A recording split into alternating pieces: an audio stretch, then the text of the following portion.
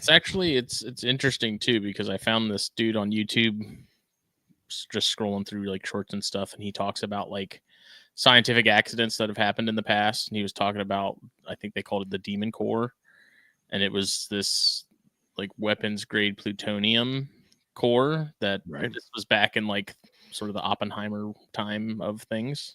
Yeah. I guess they would call that World War II. Yeah. And so like they were working with this core and like having to place these bricks and stuff around it to keep it stable, and that reflected the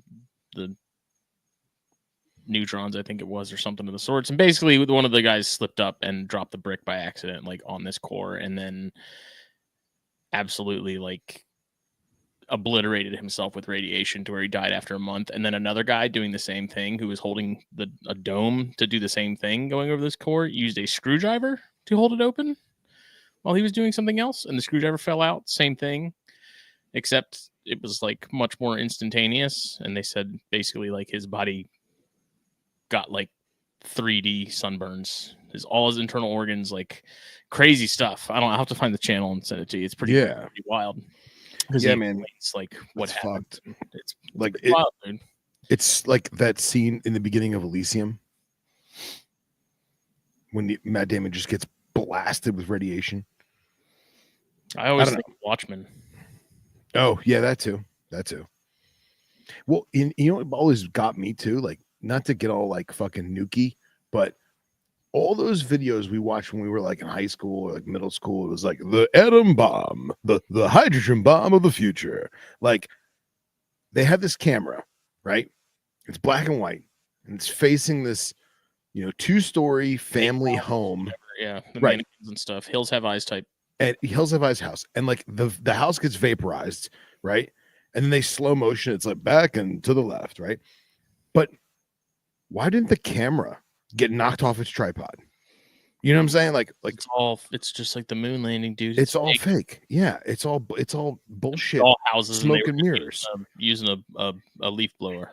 Yeah, I mean, don't get me wrong. Like the Bikini Atoll, like obviously that's real footage. You know what I mean? And like the majority of the nuke footage we have, I'm sure, is real. But like that one house, that cliche house. Robert said could just go into your school desk. Oh yeah, dude. My parents told me about that shit. Like, in public school in the 50s, like underneath your balsa wood and aluminum piping desk. So right, fucking with the wild. Asbestos core. With the asbestos core, yeah, for sure. For it's sure. Wild. It's I don't know, something we were discussing before we started here, but here we are. This is episode 234. 34. Yeah, I was grasping at that one. 234. I always struggle, and it's like literally right there above my head on my screen on the back end of StreamYard. So 234, we're here, we're back. It's been a minute. Things have been wacky. Schedules have been wacky, vacations, things like that. Yep. This episode, as always, brought to you by blackboxcages.com. Check them out. Facebook. Give them a follow on Instagram. You need a rack. You need a cage. You need both. You only need one. You only need the other. Grab it. Use code THN25 at checkout. Save a little bit. Save even more and choose the pickup option when you're at checkout if you're near North Georgia. And then you can just go pick up your stuff. You don't have to worry about shipping or freight or any of that. Cut out that middleman of A to B and get it, take it home, set it up, love it forever, and it will love you back. For sure. And then Fulvius Apparel, also on Facebook and Instagram, fulviusapparel.com. Use the code THN at checkout. That is the exclusive promo code for THN listeners and viewers like you. I was working on some. I had a little creative bit of motivation yesterday, and so I was working on some Llewellyn's art. Nice. Some other stuff. So I do need to get some new things up, and I have a couple designs that I sort of finalized and was happy with. I just haven't put them up or done anything with them yet, or really decided if I actually like them. So have those up soon, hopefully. Definitely going to be. I need to run a sale. I'm overdue for that, and then I have a giveaway still to get together and things like that. You should do. You know how you do like the states shirts? Mm-hmm. You should do one of Nevada. I don't know. Somebody from Reno, correct me. And it's like the silhouette of the state. Only there's an atom bomb going, like a mushroom cloud going off in the background, and there's a Chuckwalla with sunglasses on. Chilling. And then, but you have to make his tail the crazy radioactive orange.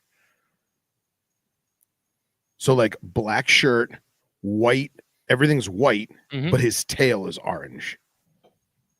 Like a carrot, good old carrot tail. Good old carrot tail, just radioactive lizard. Well, there's that, and then there's cold-blooded caffeine, the best coffee around. Snakes and Stogies blend. I haven't shown this off in a minute.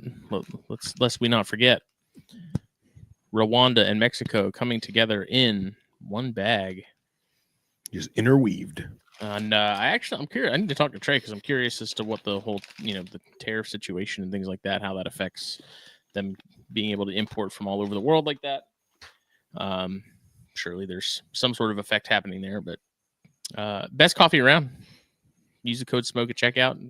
You get a little something off. Me and Phil get a little something as a result. You get some good coffee, our blend, and many, many, many, many, many, many, many, many, many others to choose from. And I don't think you'll be disappointed by any of them. I don't think there's a bad blend, house blend, or affiliate on there. So I haven't been watching playoff hockey. No, I've been a bad fan. I don't even know what the hell's going on. So, what do you like, Devils? I mean, yeah, like I'm a Panthers guy because of where I live, but I'm Devils to the core. Like being in the stadium for Game 7, 1995, Devils winning the cup, like that was like that shit burns in your mind as a child. Magical. Like I'll be a Devil to the day I die. I've also been a bad fan and haven't been keeping up with it, but yeah, I'm a Colorado guy. Yeah, I could see you doing that. I was a fan of Colorado as a kid when Waugh was. It was like back in the heyday of Waugh and Sakic and Forsberg and a couple others in there. All transplants from Philly. Yeah. Probably. I mean, they're all transplants from Europe somewhere, anyways, or Canada, right? It's like I laugh when there's like the USA team for the Winter Olympics, and there's like one American dude on the team. Yeah. Yep. Meanwhile, he's from St. Paul, or Maine. Our minor league team played the Everblades not that long ago and absolutely demolished them. Really? The Savannah Ghost Pirates. It's like a ECHL team. Nice. I don't know if that's what that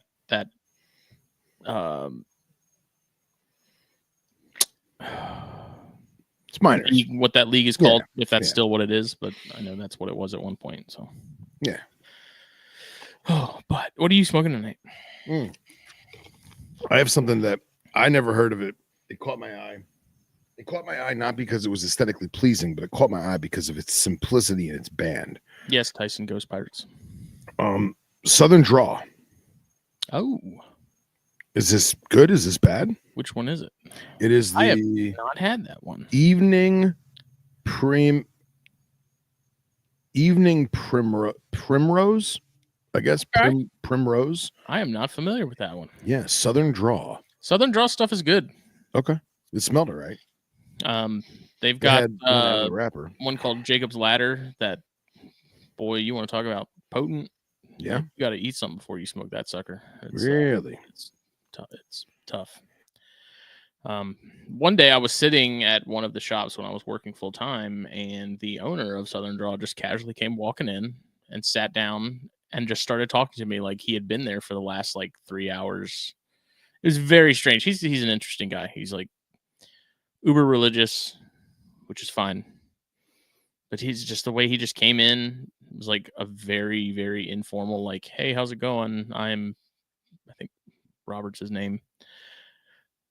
And then he just kind of sat there and just asked me like some random questions about stuff around town. And then he just got up and left. And I just kind of sat there like, Did he smoke a cigar? Did he say anything about cigars at all? Or Oh yeah. Like I knew who he was because okay, I'd seen plenty of interviews and stuff with him. nice. Because PCA just happened, so Half Wheel and some of the other cigar news outlets are always there and going over the new stuff coming out for the year. So I knew who he was when he walked in. It's just funny because like I don't think he ever told Raj that he was coming into town. Like usually when some of the big wigs are coming in, they let Raj know like, hey, I'm going to be in your area this week. Let's meet up. And he just like literally walked in, asked me, what I thought about Southern Draw stuff, left me a couple, and then just as mysteriously as he arrived, he disappeared. And it was so bizarre. I was like, what the fuck just happened? All right. So that's cool, man. Sometimes those are the coolest stories, Yeah. Well, first impression is spicy. But I will say this, I have not smoked cigarettes in like a month. Oh, snap. So not on purpose. Don't get excited, people. Oh, I was gonna say it's because of the sickness, isn't it? Yeah, but it's just not the same, man. It's killing me on the inside, metaphorically speaking. But what's interesting is we haven't done this in what, 3 weeks or almost 4 weeks, It's right? been it's been a the minute. what was it, Billy Joel song, Piano Man, where he's like, microphone smells like a beer, dude. Yep. My microphone smells so weird now. Like it smells like smoke, and it's not offensive. Like it's in a good way, but I never smelled it because yeah, very interesting.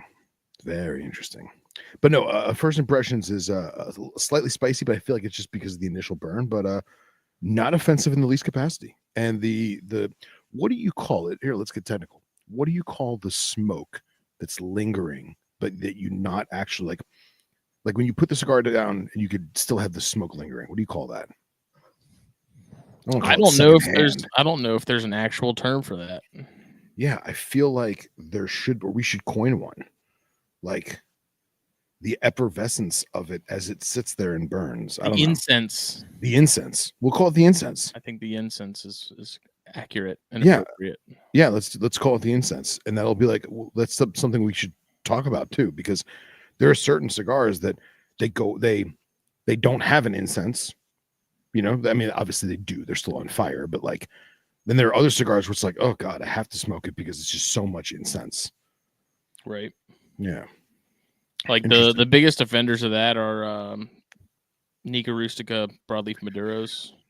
I can see that. Those things, dude. Like pretty much anything that's a Maduro from Drew Estate. I don't know what they do, but they purposefully make it so that it throws off a lot of smoke. Yeah, but see, I don't get that with 52s or number 9s. 52s, it's not as much, but number 9s for sure. You think, really? Next time you smoke a number 9, like pay attention to like if it's just sitting on the ashtray. Oh, okay.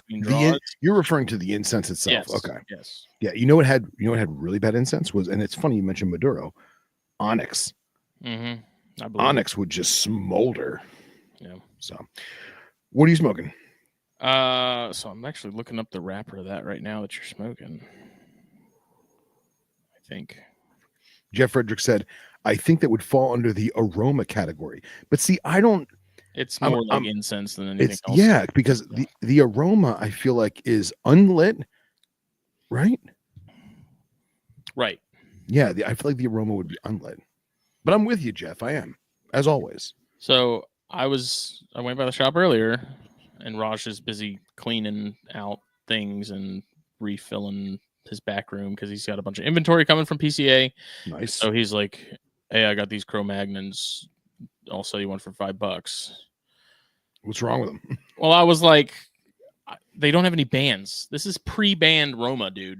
That means this is like old. But at first I was like, this is some of those $3 cigars just somehow ended up in like a bundle of things because like you ran out of a box or something to put them in. Yeah, he put them in a Cro-Mag box. So I'm wondering if he got one over on me. The construction seems legit. The weight feels right. Yeah, but even still, if it smells good, and it was $5, that's money. You know what I mean? I'm just wondering. I just laugh because I'm like, he totally pulled one over on me. But yeah, this doesn't seem like the $3 the $3 construction. Oh, you ain't getting a $3 smoke by me, man. That's for sure. Those days are long gone. Stuff, house cigars, if that's what you want to call them. Yeah. But I'm gonna light it up and we're gonna see. I got this new lighter. I don't know. Did you see this? No, dude. I've been so. What is that? The M81. Oh, it's a spray. It's a spray can. What's it under your middle finger? It says M81, like the grenade. It's from the Metallica blackened line from Drew Estate. Oh, okay. Metallica 81. Okay, all right. But it's a lighter. So it's a Drew Estate.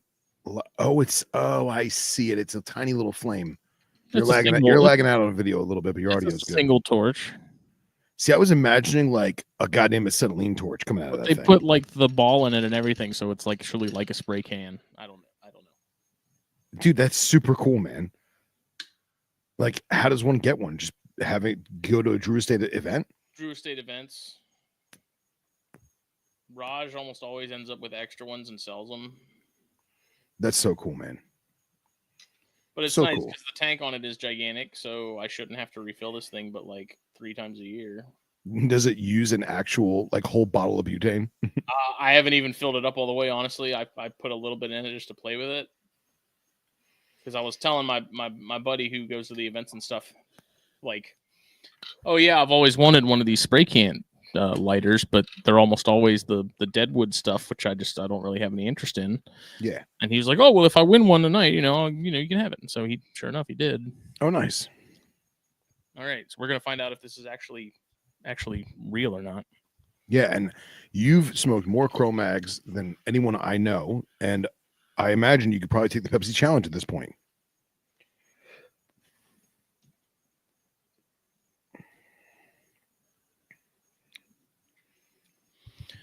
Oh, yeah. I'm about to go back and tell him I want all of them. Really? Any plumage? Nope, but the cellophane was nice and ambered out, so excellent. But save me some. Fuck. Yeah, that's it, buddy. Very cool. Congratulations on that, man. That's a score. See, and you thought he was gonna pull one over on you. It's like a prank thing. He knows that I'm a sucker for that kind of stuff. Yeah. If there was ever an opportunity, it would be that. I could see him doing that and like you buying like, 4 of them for $20 or whatever. And then the next time you see him, he'll be like, hey, what's the cigar? And you're like, you lied, man. He goes, I gotcha. And then like gives you the real ones. You know what I mean? No, he wouldn't do that. Okay. So what I had planned originally before he had that is this new CAO FASA. Oh, nice. The Sombra. So this is the Connecticut in this line. I was going to say that's the new Connecticut. Yeah. And I had the 60 yesterday and the 60 was actually very good. I have the Toro, but I've not had the Toro yet. It's a much thinner ring gauge. Okay. It doesn't have the dimensions on it. So what's that, a Bellicoso? 52. No, it's just a 6x60. Nothing. Oh, okay. Gigante is what that is. Well, I was gonna say I always forget how you have giant hands. So, for comparison, so excellent. The 60 was very good, and I'm expecting the Toro to be better. Other than that, what's been going on? I feel bad that we've been absent for so long. You know what, man? To be brutally honest, I haven't been on, and this is gonna sound horrible to all of my friends in social media land. I have not been on social media at all. And it's kind of nice to just do a little cleanse, just a little cleanse, I still talk to you and some of our basis, yeah. And I feel like, how we try to take the majority of December off, but we just had so much stuff going on that it really didn't even feel like we had a break in December. And then I feel like, at least for you and me, and I don't want to speak for the other THN guys, but this past like 3-4 months, like I was sick. I think you were sick. You went away on family vacation. Like I had to work. Oh, okay. But like, I just feel like everyone was just kind of out of it, and it was good. I felt like it was a good little siesta. So, but we're back in the flesh. I felt bad because we've had a Arachnids episode lined up for the last 3 or 4 weeks, and like between me being gone, Serg having stuff going on, like, moving, changing jobs, all that stuff.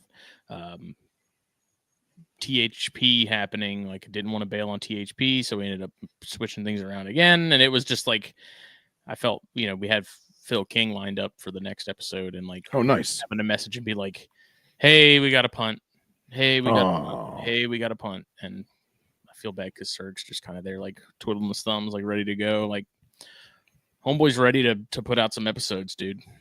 And it's been a little tough for me because I'm trying not to step on, like, I'm not trying to, like, push Jake out of the way and be like, make way for the spider show, go do your flipping 10, that kind of thing. Yeah, but I mean, there's no harm in that, man. You know what I mean? Not. It's just, yeah. I'm trying to make sure I'm making sure, I'm trying to make sure I'm parceling myself out equally.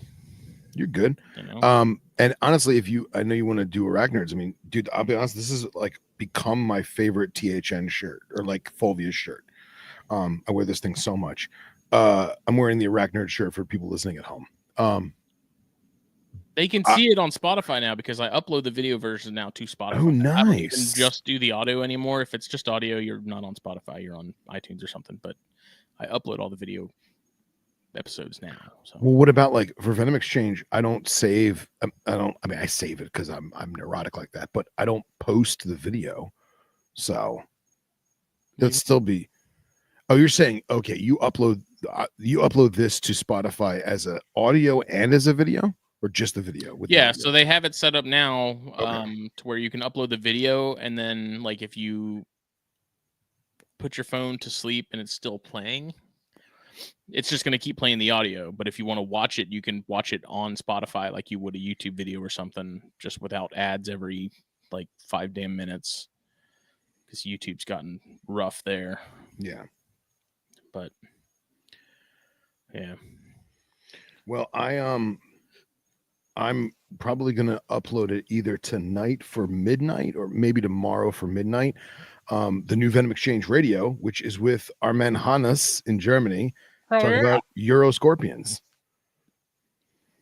Yeah, I was calling him Hans for like 2 or 3 weeks, and he was finally like, "Hey, buddy," he's like, "It's like 2 syllables. It's Hannis." There's 2 N's, bro. I was like, I don't 2 know. N's. Yes, it's Hannis. We're gonna get him on Arachnids at some point too. We want to. He's got interesting taste in scorpions. Yes, he does. And dude, like, did he send? I can't remember if it was with the Arachnids chat that I've been privy to, but where he sent pictures of the local pet shop that's like an outdoor market with canopy tarps. Mm-hmm. Dude, I don't know where he sent it to me. He may have sent it to me on WhatsApp. I gotta find it. I'll send it to you. It basically is like his local pet shop, which is a reptile exotic animal shop, and like it's a bunch of Exoterra and some Zoom Ed cages, and like it looks like your normal reptile shop. And he's like, and then you go through this door, and it's like the gardening center at a big box. What's that? Like at a Walmart? Yeah, it's like that, but it's all that the opaque tarp where like you can see light through it, but you can't see through it. You know what I mean? And there's just tables of driftwood and manzanita and grapevine, like pallets of it, dude. Incredible stuff, man. And that's just how they keep it like full time. That's just how they keep like that's how they stock that shit. It's just like German's gonna German, God bless them. Yeah, he's a good dude. I enjoy talking to him. It's what's really interesting too, and I think a big part of the episode that we're going to do with him at some point, whenever we can make that happen, just because of time zones and stuff.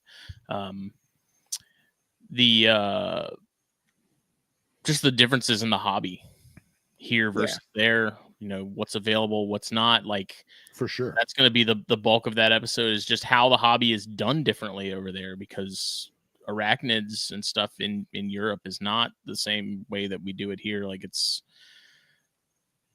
I think what I was saying about it when we were discussing it in the chat was like, in my opinion, before anybody gets upset, this is purely my opinion, I think the Europeans take it too seriously. They can. I feel like the US doesn't take it seriously enough. Yeah, I'm with you. You know what Like, it is you know too? what I Is mean? Like, I feel there's like the U.S. like just not necessarily with the bugs, but with reptiles in general. The majority of the keepers that are not just the quote unquote pet bearded dragon or pet leopard gecko, the keepers that are keeping some more unique, eclectic, exotic stuff, they want to have a crazy German display until they realize what's entailed. And either they get cold feet because maybe they feel like they don't have the artistic eye, or maybe they don't want to deal with the maintenance, or maybe they start to do it and they get frustrated with it not looking the way it's in their mind. And you see what I'm driving at? Mhm. Yeah. Yeah, I just think it's like they're opposite ends of the spectrum in a way. And I mean, obviously there's going to be some of each on both sides of the pond there, but I just think Right. overall from what I've seen, it seems like the European crowd just takes it very seriously. Like, we're scientists that aren't scientists. We're, how I've said with chondros in the past, like, we're curing cancer by keeping these things in boxes. Like, and then there's the US hobby where it's just spooters and beardy moms and I don't know, man. I feel like that's not the majority. That's just what is it's shoved a in your pretty face. big chunk of it at this point, I think. But I don't know. just opposite ends of the spectrum, I think. Yeah. But Nate did send me a picture of a scorpion that he saw when he was in Colombia, South America. Oh, nice. Not Colombia, South Carolina. And I don't know Crocodile what it Nate? is. Yeah. Okay, cool. I don't know what it is. I need to actually send that to Serg, might know. But it's pretty interesting looking. It wasn't like a Tidius or anything like that. And I was like, it doesn't seem to be anything medically significant. Where was it again? You said Colombia? Colombia, South Carolina, Colombia, the country. I'm sorry. We said that already. The country. Right. And you couldn't find it on iNet? I don't know. I honestly, like, because I don't even know what genus it is. I wouldn't Do you even. have, can we see it? Can we share it? Pull it up. Throw it up on the screen for all of the people to see. Man, I just went on to the Arachnids chat that we're in together, and holy crap, I've been out of it. I may or may not have some Poecilotheria subfusca coming this week. Ooh, very nice, very nice. Man, I almost went ham, so to speak, and bought a bunch of scorpions this week, and I was like, no, I cannot be spending that money. You can do it. No, I just need to enjoy the ones I have and be a good little boy. What were you gonna get? More Parabuthus stuff, and then more Arachnids locality stuff. Like, dude, some of the stuff that comes out of Morocco is just stupid cool, man. Just like a yellow fat tail with black claws and a black stinger, and man, that is weird looking. Look at those claws. Let me see. Where is this? Which photo am I on? You can see my cursor, right? Yeah. Okay, and I'm on the right window. Wow, look at that thing. Yeah, I mean it's definitely not. It's definitely not Tidius. I don't know exactly what it is. It's got like flippers almost, like them things in damn pinball. Yeah, it's got ping pong paddles. Not and this is Colombia? I believe that's what he told me it was. Let me double. Oh man, I am Nate, did you say it was Colombia, right? Colombia is a big country. What's Nate doing in Colombia? He out there running. Nate's the new Pablo Escobar of Colombia. Say, when did he get a pilot's license? Let me find the other one. Valle de... Oh my God, my eyes suck. Colca, Department of Colombia. I've decided to, side note, that I want to get a Babbel subscription and become fluent in Spanish. Really? Good for you. And then I want to learn Russian. I don't know why. That is polar opposites, man. Shit. I know. I'm like, you know what? I'm gonna leave the country at some point past the Bahamas. See how many languages can a single person learn before they like forget them. I don't know. But yeah, it's bizarre looking. It's hold on. So those so those are longer and skinnier pedipalps. I was gonna say it looks like Tethrus Tethrustus, but the pinchers are definitely not fat enough. Yeah, man, I'm gonna have to deep dive this because I'm not knowledgeable about South American stuff at all, and that is super intriguing looking. yeah, and Hannis may know as well. So.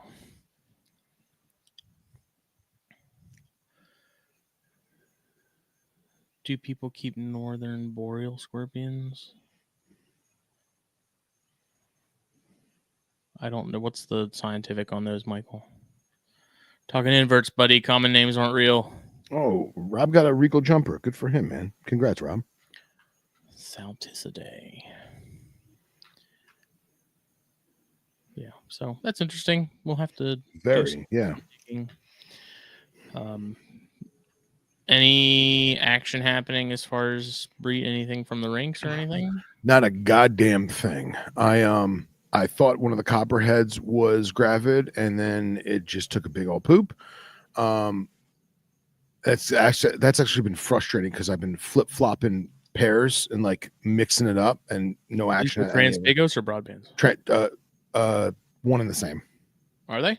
Yeah, these are I would call them Eastern West Texas. I'm calling them Transpecos, but they are probably mutt broadband, just Lattice Cinctus mutt, if you want to call it anything. And I have one like 1.5, 2-year-old that is legit Transpecos, like it's gonna be orange, hopefully. But yeah, nothing out of them. The rinks are buddy. They are cuddly and they sleep together and they lay together and they bask together, and it's freaking adorable. I have not fed them in like 2 weeks because I've just been leaving them alone. I thought she was swelling up as an ovulation, but then the next day she looked totally fucking normal. So I have no idea. I'm just leaving them together. I gave the boys' cage to my adult female Cape Puff. And dude, she is loving life. I got pictures here. I'll send you pictures of her basking on top of the hide cave. She legit is just loving the space that she's never had, like ever. Please, for everyone, ignore the messiness of said cage because, like I said, I just cleaned it out real quick so it didn't smell like too much rink, and then threw in sand and mulch, and she's just doing her thing, man. God bless her. Gillen, I'm not really seeing a whole lot of information on that species of Ahovis, which is interesting. Oh, is that like the northwestern? Yeah, the like northwestern rainforest Ahovis? I guess so. I don't know.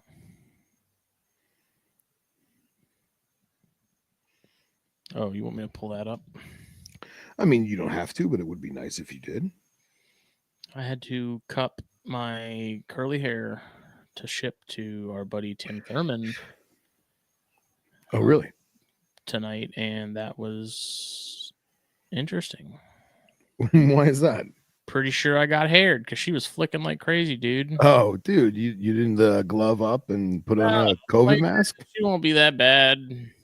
I'm pretty sure I got that shit on my neck. You probably did. I don't know. You probably did.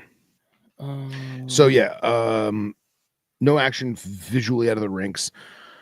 I decided to not put Cerastes together, and I did not put Dusky Pygmies together because I just want to get some more size on them. They both species could have gone this year, and I said, you know what, let me get some more girth on them. And Keller, shout out Jason Keller, the one, the only, the man, the myth, and the legend. He had 24-hour long copulation with his, well, he didn't copulate with it, but he observed 24-hour copulation with cerastes, and I'm really hoping that he pulls it together, man. And seeing his specimens size compared to mine that I've been raising up, I know that mine need to go a little longer. So congrats, Keller. I hope you get to document everything and come to fruition, so to speak. Yeah, so that's my big female Cape Puff. I don't think she's from a state that starts with Cape. I think she's KwaZulu-Natal. But anybody who's watching this who lives in South Africa, if you want to chime in and comment, go for it. But she is covered in red sand right now, so she's not the prettiest, but she's Still a a good-looking animal. screaming looking snake. And then it sucks is her boyfriend died, and he was even crazier looking. But I have a pair of her offspring that I'm going to wind up probably. No, I'm sorry. I have a male of her offspring that I'm going to breed back to her. So, and he's blossoming into a fine young man. So, but well, all right. Yeah. And then I sent you a pic of the rinks if you want to share that too. Yeah, it's just StreamYard doesn't make this a simple process. You know how it is. Sorry about the bad picture. They messed that cage up. Yes, I know there's shed skin in there. That is shed skin from the male that I put in her cage like a month ago just to start the scenting process. But see how wide and flat she is? It's a sweet hognose, dude. So she was that wide and flat before I moved. I have a pee pad covering the glass so she can't see me when I'm in there. So she was that wide, just basking with the male, like next to each other. And I was like, okay, is this, and she's kind of on her side a little bit. I'm like, okay, this doesn't look like the ovulation that I saw last year or even the one I saw like a month ago. Maybe it's because he's there. Maybe she is not ovulating. Maybe she's just really, really basking. And then the minute I peeled the paper back to really like get this photo with my phone, the male spooked and shot across the cage. She then opened her, she opened her hood and flared up, which is what you're seeing here. I took the picture and then I put the paper back and walked away. So I don't know. We'll see what happens. Maybe next year, but who knows? Keep them together for a while and go from there. And then water pythons. Wait, why is that? Nothing. Okay, hold on a second. What happened? Nothing. This just trying to share windows and stuff, and I don't know what I'm looking at. My fault. I sent it to you sideways. So this is a. Wait, which way is supposed to be? It's supposed to turn. So the top of this photo is the left. There you go. That's it. Perfect. Oh, okay. So that is a 20-gallon 20-gallon short, I think. Yeah, that like shallower. Yeah, it's super shallow, with a sliding screen top. And I was gonna do toads in there, but honestly, man, the room is so hot and so dry. Like it's just, I know it's just not gonna work out. So I said, you know what, screw it. I'm gonna make it into a knobtail tank. So this is gonna be for Nephros Pilbara banded knobtails. And I'm using cork that I cut and shaped and then aquarium sealed onto it. And that photo in the background is an actual picture of the Pilbara that Dr. Justin Julander was kind enough to give me from his last expedition. It looks good. Yeah. So it actually looks very different now. I've got like cracks cut into it and the sides are done. This is just me in the process of gluing it. But I just want to show the cork and how even before it's painted, like you get really good texture without having to do spray foam. I will say this though, if you're cool with the spray foam, dude, way fucking easier. Just so much easier. Yeah. Cause here's the thing, the cork is supposed to be for, I guess, tropical people so that they can add like staple plants and stuff to it. Yeah, well, not only that, but like when you do the spray foam, you know how they smear aquarium sealant all over it and they throw cocoa husk or they throw eco earth on top of it and then they glue on their little pots for the plants. You don't have to do that because this is cork. Right. So like, yeah, you could add some of the aquarium sealant and like throw some of the cocoa husk on there, but you really almost don't even have to because it is cork. I decided to go deserty because I knew that it would break apart and look the way I wanted it to with the rocks and like have like more of a shale look to it. Right. And then I got my acrylic paints, all 5 different colors of ochre. But yeah, that's what I've been up to lately, is just doing that. And it, depending on how this goes, I also bought spray foam and shit because I'm gonna do the Fields Vipers next. So, and each one of the Fields Vipers is gonna get their own black box, 18, 18, 20, whatever the cube one is. So Nice. Little by little.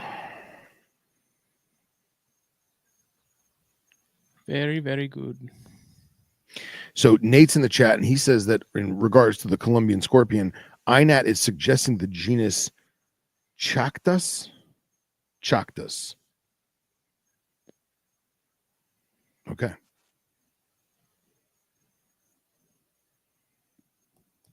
What about you, man? What's new with you? What's new with your critters? I don't. Did you come back from your vacation to Jansenii eggs? No. Okay. Nope. All of those corn shed, I was right on the sexing, so Jake can suck it. Because he questioned my skill. Suck it, Trebek. I told him, I'll bet you it's 1.2. Sure enough, it's 1.2 because I put that male in with both females. He locked up with the bigger one pretty much immediately. He chased the other one around for like a half hour last night, and I don't think he actually got the job done, which is fine. But it confirmed that he is, in fact, a boy, and they are, in fact, girls. So Sweet. I have all 3 of them still chilling. Hell yeah, mother trucker. And then I haven't seen any action from the rhinos. The new pairing that I'm doing this year, the female was hanging out in the water bowl earlier, and I noticed she had a couple like scar looking deals. So I think the male at some point was trying and got a little aggressive. Okay. Kind of was the Ike to her Tina. That'll happen. Which rhinos can be kind of brutal to each other. Yeah. So maybe something happened there. I don't know. They spend a lot of time cuddled up under the hide, and I don't typically like to disturb them if they're not both out. So yeah, we'll see. Other than that, yeah, nothing new.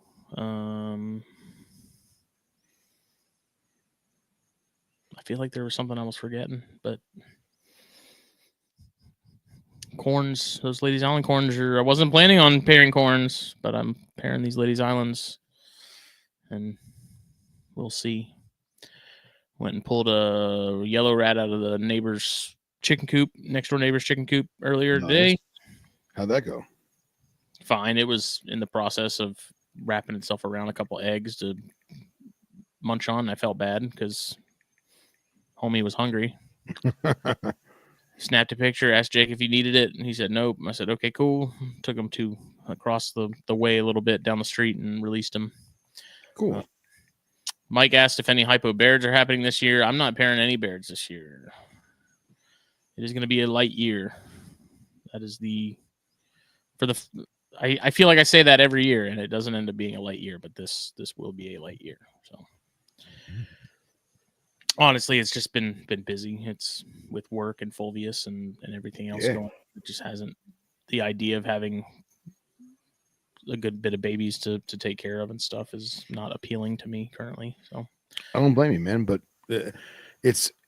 we said it before, we say it all the time, like it's cool to skip a year, even if it's 1 pairing or it's 5 pairings, whatever it may be, Yeah. It's my dad is texting me today and said, anybody who would want my snakes? So I guess he's parting with his stuff.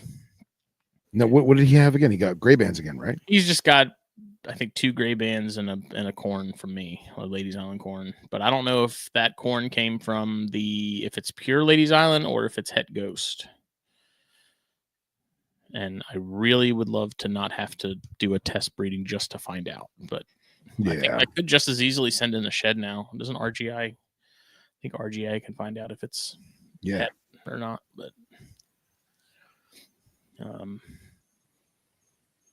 Mike asked, how do you guys see the market being this year? Phil, you answer that. I got to pee real quick. I think, sorry if my eyes are not attentive. I'm trying to send Smitty videos. I feel like the people, how do I phrase this? The individuals in our community that are furthering projects or acquiring new specimens that they're desired to work with, they're going to get those specimens regardless.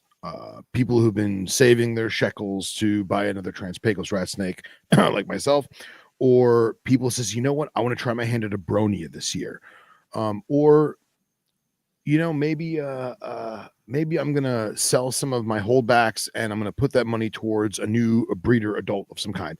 Those people are gonna buy stuff anyway. I don't think tariffs are gonna be an issue in that regard. I don't know if inflation is going to be an issue in that regard. I have a feeling that people are going to probably lower prices of specimens because there is less purchasing. I don't think that's because of money. I think that's because people got what they wanted over the past 2 or 3 years. So I'm not dialed in like Clint and Dr. Loafman and them, and like I'm never going morph market. If I do, it's to look at bug listings, but or I get an email every time someone puts a Trans-Pecos rat snake on morph market. But other than that, I'm not the best guy to ask. But just seeing people in the pet shops, because I still go to pet shops pretty frequently. I go to Underground's retail store at least once or twice a week. People are still going to buy stuff, but the diehard herpers that are like us in our community, they're only going to buy stuff they've been pining over. It's not going to be willy-nilly per se. But I do see animal prices dropping a little bit or altering slightly. I do. Yeah.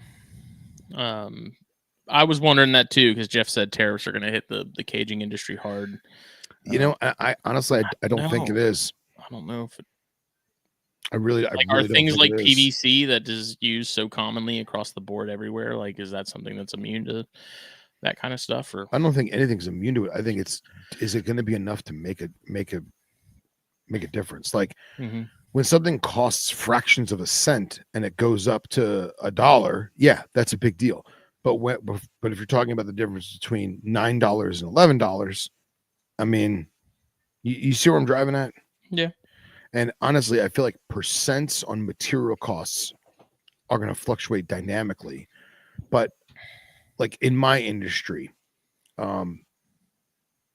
focusing on metals, semi-precious metals, so brass, copper, zinc, even certain steels, we all got memos from the major manufacturers 8 to 10 months ago, before our elections, like before last summer, saying, hey, Q2, Q3, 2025, everything's going up a minimum of 7%. Expect it to be between 7 and 11%.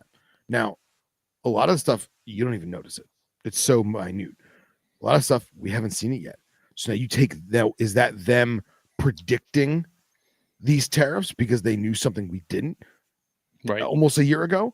Or is this just the cost of life? Because I know during COVID, so many foreign manufacturers of materials, they blew their load for the year in the first 3 months of COVID, 4 months of COVID. So like there were manufacturers in the United States where they factor, okay, I need X amount of plastic for the year quarterly. I need X amount of steel for the year quarterly. I need X amount of bubble wrap for the year quarterly.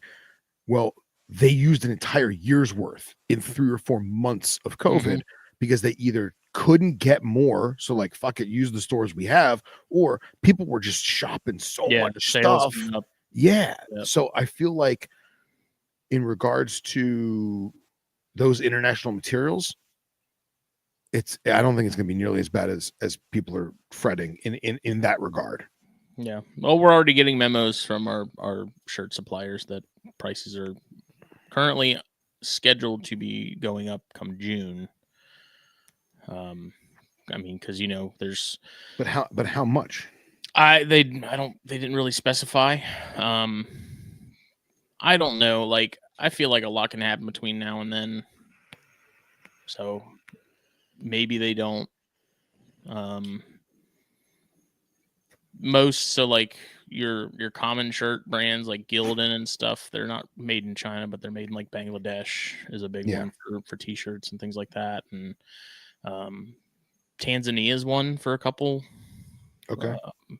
Madagascar. So because I have had, as of recently, a handful of customers come in wanting like American made shirts, and I'm like, after doing some digging, I'm like, there's American grown cotton where they then ship that cotton out of the country to get it made into shirts and then ship back to them, which seems a little goofy to me. But as far as stuff that's like 100% like start to finish made in the country, as far as shirts go, very few. I don't think that it's really a thing. And from what I've seen, the ones that are sort of trying to make it seem like maybe that's the case, they're 4 times the price of a standard Gildan.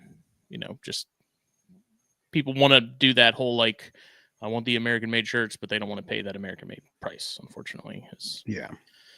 They're all about it until they see how much their total is for shirts with printing, and they're like, oh, is there a cheaper option? It's like so many other things. Champagne tastes on beer budgets. Yeah, of course. So this is BBC's website. As of, and we know this stuff fluctuates a lot, like daily, if not by the part of the day, hourly, dare I say. This is from April 10th. And you're looking at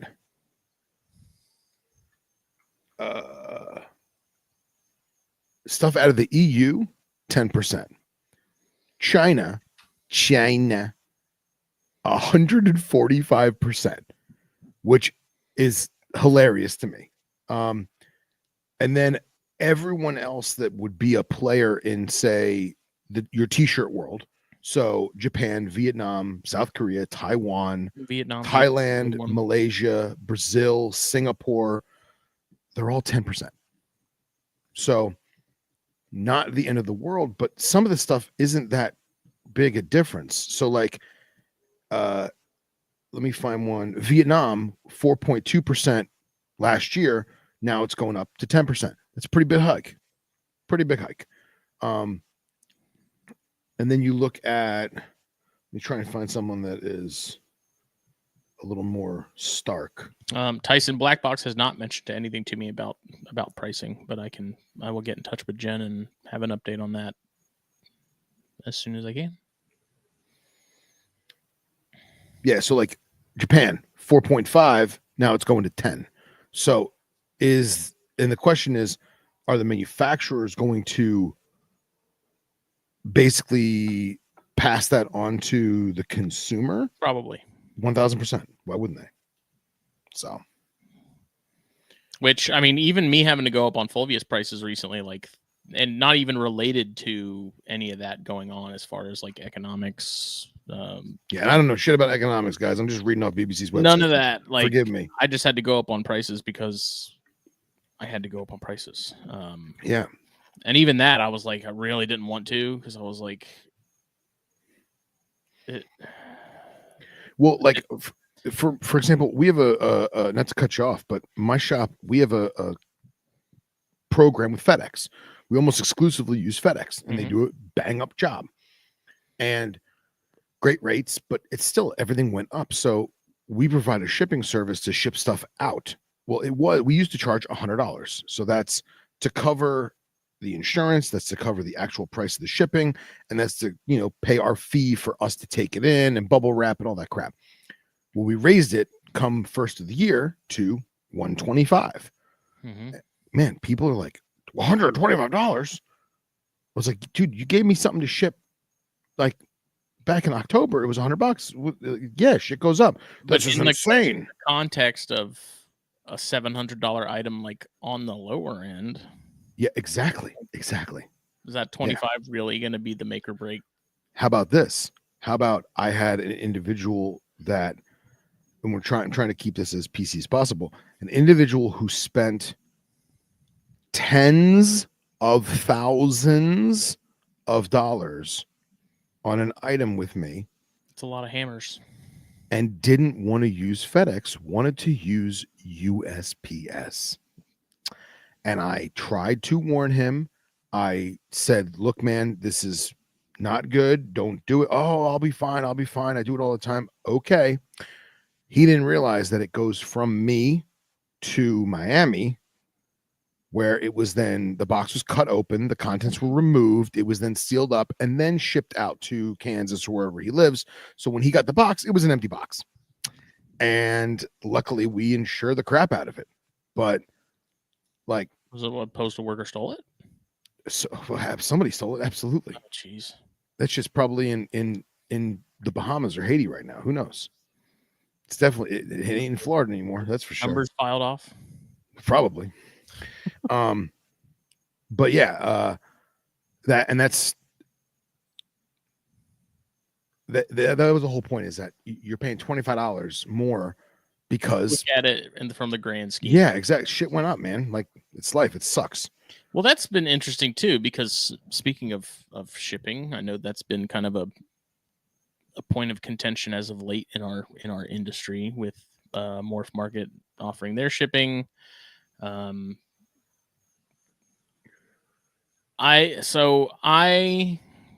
have not used Morph Market shipping. I do not plan to use Morph Market shipping. Not necessarily from any point of like, it's Darian, I'm not giving Darian money, like blah, blah, blah. It's just the fact that overall, I'll backtrack a little bit. Overall, the direction that Morph Market is heading is concerning to me, because Morph Market is getting on that trajectory of Amazon of being like the one and only thing that people are going to use. I'll be honest, it is the one only thing for me at this point. It's like Facebook. Like, yes, we have other people trying to make social media platforms, but they're never going to touch Facebook, because Facebook is established. Facebook is where everyone already is. No one's going to leave that, because why would they? Right. And someone like myself that never uses Facebook, who cares? Because I use Instagram all day, every day. And who owns Instagram? Facebook. So I just like, we have this super cheap shipping, right? And it's like, that's cool and all. When we run out of options as far as other companies to use to ship, does that mean that the owner of the remaining shipping company can pretty much do whatever they want with price and have complete control over how much that costs? I don't know. So yeah, I'm Reptiles Express, have been Reptiles Express. Love those guys. I've seen the argument online about the whole thing of like, you know, they just lifted the veil on how much money these shipping companies have made off of us. And it's like, well, A, it is a business. B, you do have other options currently. Right. And seeing now, like, the discount on my Reptiles Express account compared to what it was, it's like, yes, objectively, it's a little frustrating, because it's like, you couldn't have done this the whole time. You know, like, it took someone coming out with $30 shipping for you guys to be like, oh, yeah, you know, hey, we gotta compete. Yeah. I'm not leaving Reptiles Express. Not leaving Reptiles Express because it's cheaper does not mean it is better. Yeah. Again, like, both the Mikes at Reptiles Express, both awesome guys. Yeah. I will say I am biased. I've used Ship Your Reptiles. It was years ago, before someone told me about Reptiles Express, and I have not gone back since. But I've done price comparisons prior to the whole Morph Market thing and shipping and whatnot.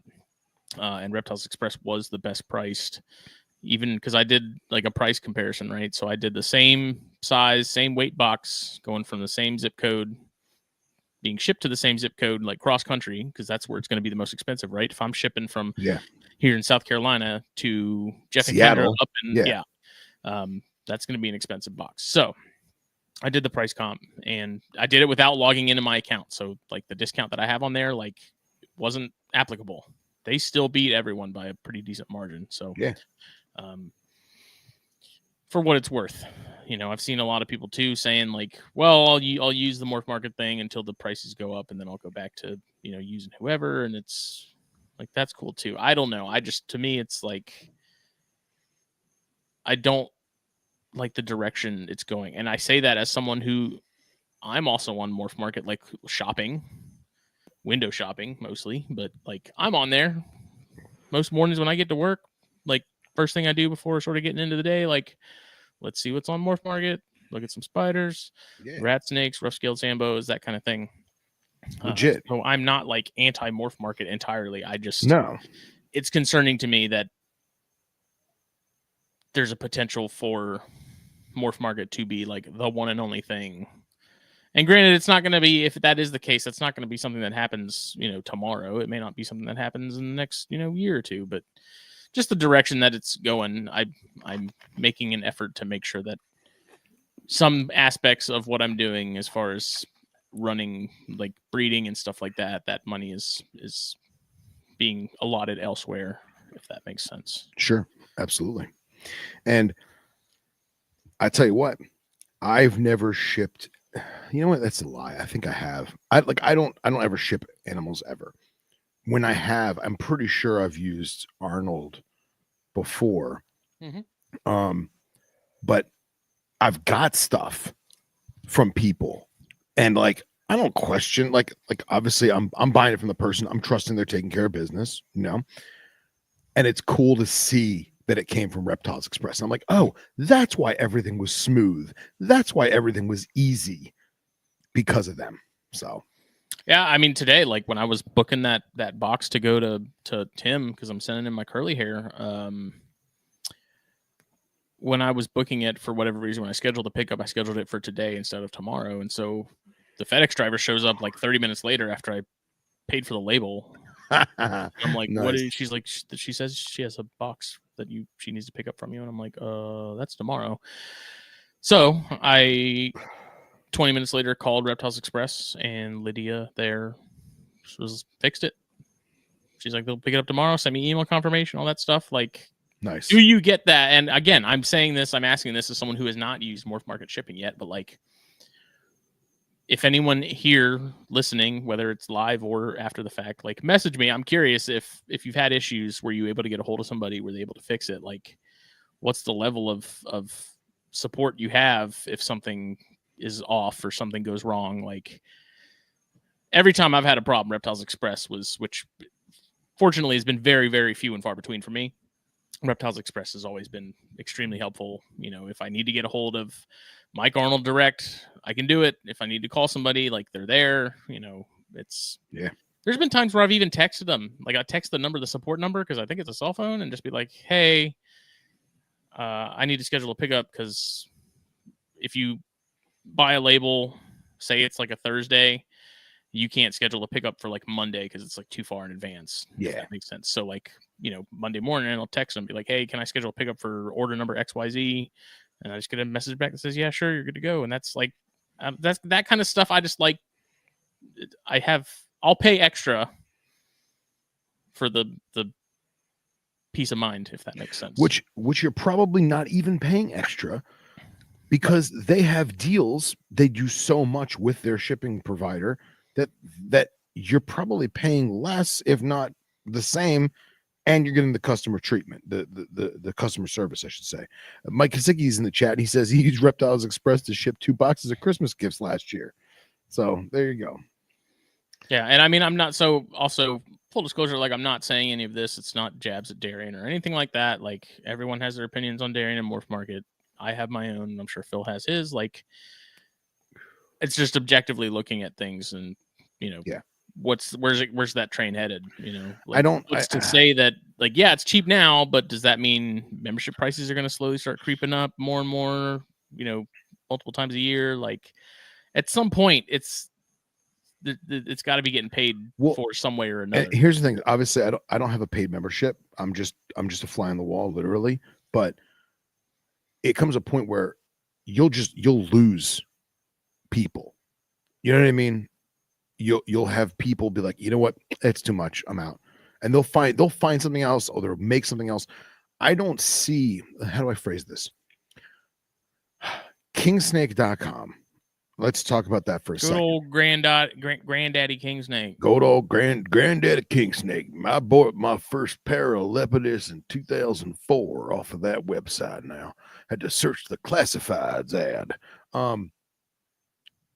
That was a forum-based website with convoluted buttons, nowhere near as convoluted as fauna classifieds. That was a clusterfuck. But the same way that King Snake didn't keep up with the Joneses, didn't keep up with the times, and it faded away because it was, for lack of a better word, archaic. Morph Market, I can't see that happening. I can't see a switched on guy like Darian, and it won't. And I feel like if more people start to try and make other, for lack of a better synonym, morph markets, I say good on them. Little competition, if anything, help each other out, broaden horizons. But I don't see it going the King Snake or the Fauna Classifieds route. That's what I'm saying. Like there have been other marketplaces that have opened up. I've tried one or two of them. Yeah. And I understand that in order for you to have other options, that requires other people like you and others to make an effort to go there and sell on those platforms. But it's a double-edged sword, because if no one's there shopping, why would you spend the money to sell there, especially when it's not gaining traction? Like that's what I'm saying. Like, do you really think it's not getting traction? I do. Not in the morph market. I'm talking about these other smaller markets. Oh yeah. Oh, for sure. Like for sure. Again, it's like, remember that Vero social, that social media platform that like dead. People were pushing for it hard. Like I signed up for it. I was like, okay, this is kind of cool. It wasn't the same. The problem is like things like Amazon and Facebook and Morph Market, if we're in that realm as far as like relationship to an industry, got such a head start on all of that for you to be able to catch up now at this point, like the amount of money you'd have to throw at it and then figure out a way to make it better, because feel however you want about Darian, like Morph Market's John did a great job as far as establishing it and making it what it was. There's no denying that it's solid. As a seller, it's been, I don't, the whole back end as far as selling and stuff is kind of interesting. As a buyer and shopper, it's great. Like they've done a really good job as far as keeping it consistent and, making it easy to navigate and things like that. It just, again, it sucks to see that there's the potential for it to eventually be like the only thing we have. I don't know, man. I feel like so keeping my business off of this because of whatever reasons. So in my industry, we have for lack of a better synonym, a morph market of sorts. And you can buy on there, you can sell on there, you can trade, whatever. But so many times people call up my store and say, hey, can we buy it off of, Morph Market? And a lot of times I try and say no, because we want to keep the fees fair. You know what I mean? Like they found it on that website. There's, let's give them the credit because they, you know what I mean? Like, and do it that way. Other times, we'll sell it off the site, but like without including the site, so to speak. But so many people find breeders, find dealers and keepers by just perusing. Yeah. Let alone clicking buy it now. You know what I mean? So I don't know. I feel like I don't think things are going to slow down per se. I don't think they're going to speed up either, though. Yeah. I don't know. It's like, yeah, I could drive 20 minutes down the road, go to Walmart, buy what I needed to get. It'd take an hour for me to go there, buy it, get back home. Or I could just go on Amazon and buy it. And it's hard to compete with that. The convenience factor of it. It's the same with cigars. Like cigar lounges, online retailers for cigars are absolutely slaughtering brick and mortars. They always will. That's anything. If people weren't legally obligated to come to my brick and mortar store to pick up the products that they bought because they legally have to, no one would come in my store. Mm-hmm. We would be online only. That's just the facts of it. But that being said, you can't go on. You can't. How do I phrase this? You can't compare someone selling corn snakes out of their garage, no offense, Smitty, to an operation like Mark and Kimbell. For sure. You know what I mean? Yeah. So like, if I was Smitty selling corn snakes out of my garage and I was losing my business to Mark and Kimbell on Morph Market, I would want to know what the outside factors are, because Mark and Kimbell are Mark and Kimbell. They have their website. They have, 30, 40 years of connections. Like you can't compare the two. Does that make sense? Yeah, but I don't even look at it from that aspect. I'm looking at it the aspect of like, it's not necessarily Mark and Kimbell. It's they breed thousands upon thousands of snakes on right. That's why I picked them. And I have like 3 pairs. Right. And I wasn't trying to be rude to you. I wasn't trying to insult you. No. I was just using you as a, but I was both extremes, When you don't have, it's the supply and demand. Like they have the supply that covers many more bases than what I could. And so if there's demand for more than what I offer, like I'm just going to be in the freaking cuck chair in the corner, like looking like an idiot. Call me Phil. Yeah. Smitty, I'll tell my kids you're Kimbell. All right. Nice. They supply all the PetSmarts in the Southeast. Yeah, and every time I walk into my PetSmart, there's a little placard in the corn snake cage that says, "I've gone to a new home." And I'm like, son of a bitch. So they already are winning. Like they're already, Yeah. Short of me going and sticking business cards on the shelves of PetSmart saying, "Don't buy a corn here, buy it from me." Like, don't be that guy. I'm not going to be that guy. I don't want to be that guy. Yeah, don't be that guy. Because I still go to PetSmart for feeders and stuff. Like, Oh. It's just an interesting time. It is. And we'll see the rest of this year will be a very interesting year. I'm very hopeful for Daytona.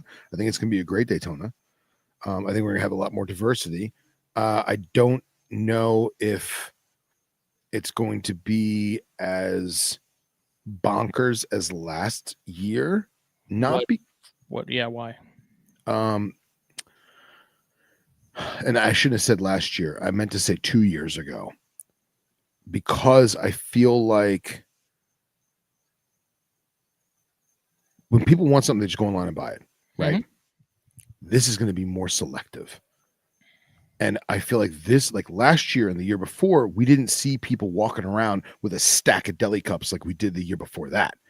I feel like this year we might, because they waited till baby season. They want to see what's producing, and they don't want to just buy it off a picture, because correct me if I'm wrong, but Morph Market now, they won't let you do a representation picture. Right. Well, okay. They will. It gets marked as like representative animal. Like it's very clearly stated. Okay. And I feel like a lot of people don't want to deal with any of that. They want to see it in hand. So I have a feeling that you also have cyclicalness of children. So it's usually 3 to 5 years, at least in my observations and some of my friends' observations, where mommy, I want X, Y, and Z animal. Oh no, you're too young. Maybe next year. Well, next year is that 3rd year, or next year is that 5th year, and then boom, now you're up. So like kids that were, I won it last year. Now they had a year to do their homework. They're a year older. Now they're, instead of being 11, they're 12 or whatever. You know what I mean? And I feel like 2 or 3 years ago, economy aside, was a burst of that. Yeah. And now this year, Daytona or Tinley or what have you. I mean, I know we just had a Tinley, but I feel like we'll see more of that because of the cyclicalness. Does that make sense? Yeah. And I would very much be interested to pick some mom and pop shops brains, like ask Clint, like, hey, do you notice that cyclicalness of age gap? And do you notice, have you been logging that, and see what his observations are? Mm-hmm. As well as online, you know. I mean, it's more difficult online because the 12-year-old isn't buying it per se, you know, Right. mom is buying it for them or dad is buying it for them or what have you. But yeah, I do find that very interesting.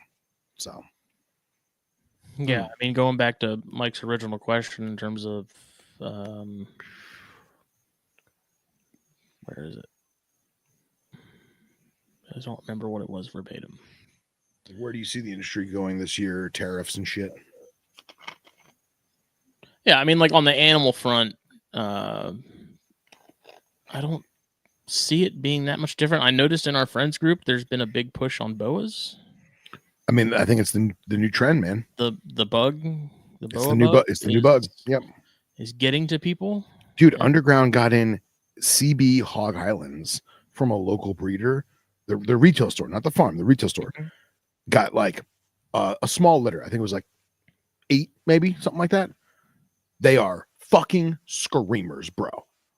They're like Screamers. real hogs. Legit hogs. Like some local guy who has like, I don't know, 4 boas and was like, yeah, I've been waiting for, 5-6 years and I'm really selective, and boom, here they are. So in classic retail pet shop fashion, no idea of lineage, no idea what mom and dad were, where they came from, how old they were, locality data, zoo data, none of that shit. But they're bomb ass looking babies. Mm-hmm. And like, I'm not a boa guy, but I haven't seen hog islands that look like that in 10 years. Easy. Yeah. So something's, I am convinced there's definitely a boa bug going around. And even some of our podcast cronies, like I mean, Keith was always into boas, but like some of the, I know he had some Argentinians that he moved, and I think Owen got them. And like, dude, some of these boas are freaking crazy looking, man. You ever wonder how much podcasts across the board like have a direct hand in sort of the trendiness of the industry? I do. And I feel like there's, in my personal opinion, there's 2 ways that it happens. Way number 1 is somebody gets a boa and they're like, oh man, this is cool. And they start talking about boas. And then all of a sudden a listener says, oh man, that's really cool. I'd like to learn more about boas. I'm going to do some Googling. And then they happen to be chatty with, Jake from Flippin' 10. And he's like, hey, Jake, did you listen to Phil and Smitty the other night? They were talking about boas. And Jake's like, oh yeah, I forgot. I got this guy, Bob, who's a big boa guy. We should get him on Flippin' 10 because he caught boas in Guatemala or whatever. And like, it snowballs. And I feel like that in itself is a way that the podcast can not spark desirability, but like it puts the thought in your mind, oh yeah, there's this snake called a boa. I forgot about them. You know what I mean? Yeah. And then the other way is when you have someone like, Jake has that boa guy on and the listener's like, wow, that dude knows his shit. I want to be that guy. I want to experience what that guy has experienced. I want to go on the adventure that girl went on, what have you. And I feel like that is the other way that it gets those cogs turning. I mean, dude, like I'm guilty of it. I know you're guilty of it. Mm-hmm. So yeah, it's something I think about on a fairly regular basis. Is like, because I can kind of see it going either way. Like people talking about certain things over and over again over a span of time. Like you're bound to turn somebody on to something. Dude, not to cut you off, but like, look at the group chat. Mike Kasicki, why does everyone want castagna corns? Ha ha ha. And then Jack Oliver says, I wouldn't have any colubrids if it wasn't for this show. I mean, but I'm not even talking about just like THN or anything. I'm talking about like NPR, for in general, like how much sure. across the board reptile podcast, period. Barring ones that are mostly about like herping and not captive related stuff. Like, yeah. How much pull do they have in terms of like certain species are popular because a handful of nerds were talking about them? Yeah. That wouldn't have been otherwise. Yeah. I don't think it's how do I phrase this? I don't think it's how do you phrase this? I don't think you could do it on purpose. Does that make sense?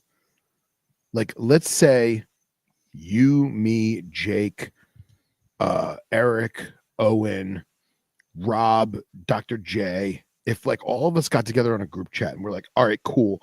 The month of July, we're gonna pushing carpets. We're gonna push Mollendorfi. Okay. Somebody call Matt Most. Matt Most, how many Mollendorfi do you have? Okay. I need you to send pictures of all of them to all of us, and then we'll space it out 3 weeks apart. And then by the end of summer, Mollendorfi will be the new Affliction t-shirt. Okay. I don't think that's possible. I don't think it would work like that. I don't know. It would be. I think it has to be. I think it has to be organic. Because you would be able to. I don't know how, as far as analytics. By the way, you like how I just name dropped all of our fucking friends? Like what Clint can access as far as like analytics, as far as Morph Market and stuff, and like what search to see if there would be like a spike on Morph Market. And he does, dude. Like, what are people searching? Oliver says Phil is developing a master pump and dump scheme. Yes. All the Mollendorfi will be mine. Bitcoin coming soon. Yeah, exactly. Somebody buy me a spare cooler to put all my Mollendorfi in. And sorry, I forgot. Jeff Fredericks in the chat. We're talking about Elafe Mollendorfi, the 100-flower rat snake. I got a lot of like. I think a good example is Conicus.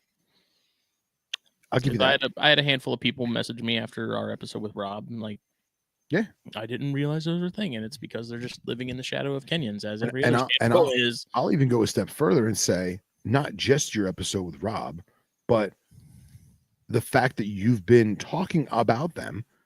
Other people in our group chat who happen to have them have also commented. So it's like, hey man, you want a French fry? Yeah, I'll take a French fry. It's like a domino effect. Oh, that's cool. And then like the next time it's like, hey man, these are those fries you like. You want one? Yeah, sure, I'll take one.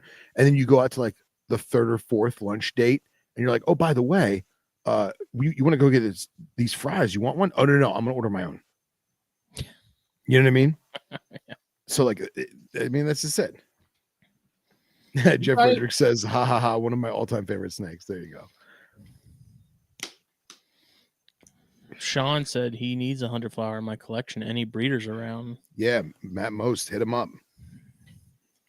Yeah. There's who else produced some recently? Maybe PJ Cone? No, it's who's the other guy? I feel horrible now. I don't remember who's Kevin. the other Kevin. Yes, thank you. In the Ganya chat. Yeah, he had the crazy apparent one, right? I don't know. Was Billy had some too from Matt? No. Hold on. And I can't remember. Jack said that's how cigarette companies get you. Proof. Wouldn't know. Never smoked a cigarette before in my life. Oh, they're so good. So good. I don't know. I watched what they did to my grandma. It didn't seem like it was that good. No, she was living life. It was Kevin. Yeah, look at this thing. Look at that thing. Mm-hmm. Crazy. It's weird. I'm all about it. Little python rat snakes. Oh, anyway, I sent you video of baby Parabuthus transvolicus just dieseling it up, just ready to pop, dude. I expected them to have a molt by now. They are not molting, but they are eating and they are getting plump. And it's crazy. I was using the black light to find them before I like go in there because like you can't see them. They're so tiny. And now if I miss them, they'll all just come out. They're like moisture, and then they come out with their little pincers, like meh, meh, meh, meh, meh, meh.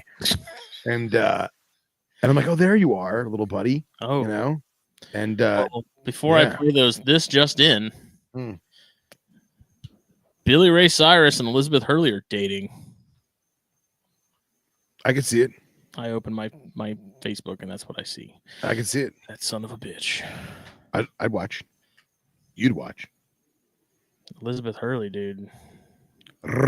Stone Cold Fox. Where's my Chrome tab? Look at this little green worm. Oh yeah, I wanted to show the one that was supposed to be mine. I mean, yeah, you're never getting it now. Now I'm like attached. It's my one arboreal animal I own. The video is lagging out on my end, but anyone who wants to see, what do you call it? Was it hydrophobic? What, when the snake runs away from it? No. When the water beads off their Yeah. skin. Yeah. Well, I thought it was just a cool video of it having the water bead off. Oh my God, you're right. She is no Jennifer Connelly. Sweet Jesus. Why would you remind me about that woman? Oof. So yeah, if you want to see a green snake repel water off of its own body and then be like, oh my God, I'm getting wet, and then start to slither away, fast forward to 1 hour and 26 minutes. Look at that little nugget. Look at that. That's a female. And yeah, man, they're just doing good. And they're so much more personable in like hunting and just observations. Obviously, I'm not playing with them, but as far as brown lethal Tic Tacs, dude, I'm so happy with them, man. I'm so happy. I saved them. Are you gonna get some of those Mozambiques? Yeah. I kind of want Velocis, and I kind of want Capensis too. But honestly, I think I'm just gonna stick with these guys for a little bit, and maybe dabble in some of those Moroccan species because it's really turning me on. But it's very interesting to watch these things that are captive, and then my adult stuff that's all wild caught. And very different, dude. It's so different, man. It's so different, man. Like obviously, I don't have wild caught Parabuthus, but dude, everything else, like maybe I'll catch them hunting at night, maybe. But these guys, you'll always find them hunting at night. Yeah, just on the prowl, just doing their thing. So, shout out to Reptile or Arachnid Rarities. Yeah, he's can't speak highly enough about him. Yeah, those Margaritatis that I have, man, like they're not like that at all. Like they're not really out much. They're almost always tucked away, and then as soon as I open the container and lift the bark, they're like doing laps around the container. Nice. Yeah, those things. What I've been doing is I'll open the deli. I'll literally do like tss, tss, with the mister, just like 2 or 3 little quick little squirts, just to kind of wet the walls, like beat up the walls a little bit, and then I'll stop and stand there for a minute, and you'll see the pincers come out from under the cork. And they do like the little Mr. Crab thing, with the clicking, and then they start doing laps, and that's when I throw in my pinheads, and dude, they go ham. They're adorable. So yeah, both the erratum that I got molted. Oh, cool. While I was gone on vacation. Nice. So, the molts stay together or no? They did, but they're so small that I was like, if I could buy a microscope and try and find out, but it's also such a slow growing species because any of the Brachypelma they take forever to mature. And then I find out I'm pretty confident that the Classy that I got from Bill Bradley is a male, but not mature yet. And so like now basically so that I have him around still when my female's of age, it's like rarely feed it, keep it cooler, basically do everything in your power to stop it from growing. And yeah, because you want him smaller than her, just to keep him alive longer. Yeah, I mean, he's bigger than her. Like she's younger. Oh, okay. She's got at least another probably 2 years. Oh, geez. And I mean, granted, this male hasn't molted it out yet, so he's not like penultimate or anything. Yeah. But it's like to time it right. And granted, I guess it's not as bad with brachypelmas, just because males do live longer in those, just because it is such a slow growing species. It's not as much of an issue as it is with like your Priscilla and stuff that are very fast growers and kind of fizzle out quick. So we'll see. I just gotta time it right, but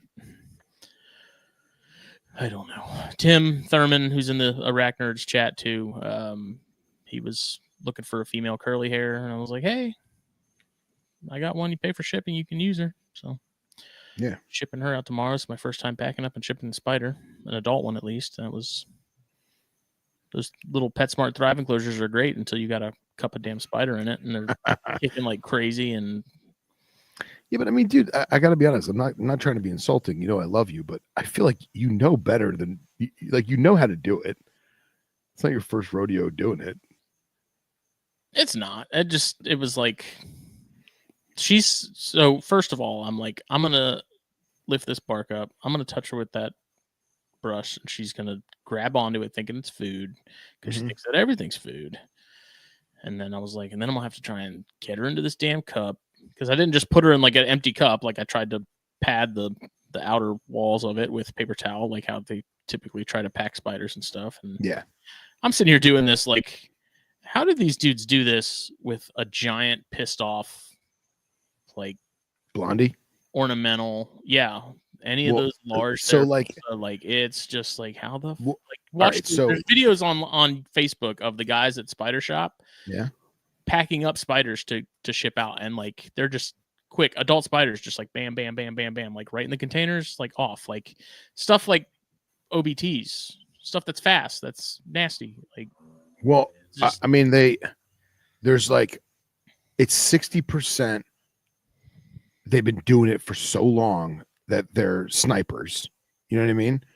They don't make mistakes in that regard. And when they do, the other 40% is they don't care. Like, it got out, catch it. You know what I mean? Like, but you and me, if it gets out, it's in our fucking house, man. Fuck that shit. You know what I mean? Yeah. So, and like, dude, Underground Retail Shop got a bunch of fucking Blondie in, and massive fresh out the jungle Blondie. And my buddy Ish, who does a ton of bug stuff with me, he's the one we go out into the glades and look for bugs and stuff. He's the one who gave me all that Liaris sexing under UV paperwork stuff. He was there, and the manager's like, her name's Camilla. She's like, hey, you want to help me switch these cups over? And he's like, yeah, if you want me to. And dude, I'd never seen this before in my life. You could tell, like, he's done this hundreds of thousands of times in his life, being like the bug guy for Underground. He took a set of feeding tweezers that you and I would use to, say, feed a large king snake. Okay, so what, 22-inch tweezers? Yeah. He's grabbing the Blondie by the what's it, not carapace, what is it, not the abdomen, not the abdomen, the actual, like, yeah, like that pinch grab, like, yeah, he's but dude, he's doing it with such precision, like Miyagi with chopsticks in The Fly, on this easily 8 or 9 inch wingspan tarantula. Which is wild, because they are quick when they want to be. Dude, yeah, that little apophysis I have is an absolute lightning bolt. Like, that thing is just gone in a flash, and I'm like, imagine that, at 3 times the size it is now. Like, good God. So, and he's using these tweezers, and he did it to like 3 or 4 of them real quick. He's like, pick it up, put it in, dude. He's done it. I kid you not, thousands of times. picks it up, puts it in, close the lid. Picks it up, puts it in, close the lid. Picks up, puts it in, close the lid. Third one goes to do it. It turns to rear up on him. So now when he grabs it sideways and it turns and starts to move. And I saw it. Camilla saw it. He saw it. And he knew that if he didn't let go, it was going up those tweezers and onto his hand. So he literally just dropped the tweezers, took a deli cup, and like he was scooping up a baby chick on Easter Sunday, he just scoops up the giant Goliath bird eater and stuffs in deli cup with using the deli cup. Didn't use his hands, but like I couldn't do that. No way in hell I could do that. But at some point in his younger years, I mean, he's I don't know, 27, 26 maybe. In his younger years, he had to have done it once or twice slow and then got better and got better and got better and got better to the point where now he's like, whatever, freaking Blondie, ugh, you know? Yeah. So I don't know, man. Yeah, it's you see it's almost like the same magic that you wonder how they get, the 6-foot mamba into the 10-inch deli. I mean, all right. So all right. I can get a 4-foot Monaco Cobra in a 10-inch deli. I've done it. I'll do it. No problem. But I've also had a 6-foot mamba that was so uncooperative that I duct taped a 2x2 Neodesha. I just duct taped the whole cube. And then I put that cube into a pillowcase, a giant pillowcase. And then I put that pillowcase into a burlap bag and staple gunned it shut and put that in the wooden crate. And I was like, hey, man, I paid a little extra money for the wooden crate because inside it is a Neodesha because the Mambas in the Neodesha enjoy. Like, screw it, Yeah. So, but on a lighter note, your female classy, did she start getting her like rusty color yet, or is it still just brown? Oh yeah, no, she had that when I got her. Like when I okay. got her, she was probably 2 inches. Okay, cool. But that bigger one that I initially thought was a female from Bill, and then the more I look at it, ventrally, I'm like, it looks more like a boy. So, and you don't handle them, do you? No. Okay. The classy, I wouldn't have an issue doing that because they're pretty mellow for the most part. Like initially, they they're pretty skittish, but like it's not like with that curly hair where if I went in there initially and just put my hand out and then try to like tap her and like if I move my hand, dude, she's attached to it like in no time. I have no doubt. Like I would sooner handle one of the freaking small regalis I have than I would handle that freaking curly hair. Like it's just nuts. But that's not my thing. I don't know. Not my thing. We'll see. And then those Mark Artas are just taking their sweet time growing. Those have been kind of a weird one compared to other bark scorpions and stuff that I've kept. They're different. Yeah, go on. Just again, don't seem to grow as fast. Because they're still centroides, right? Yeah. Yeah, it's interesting.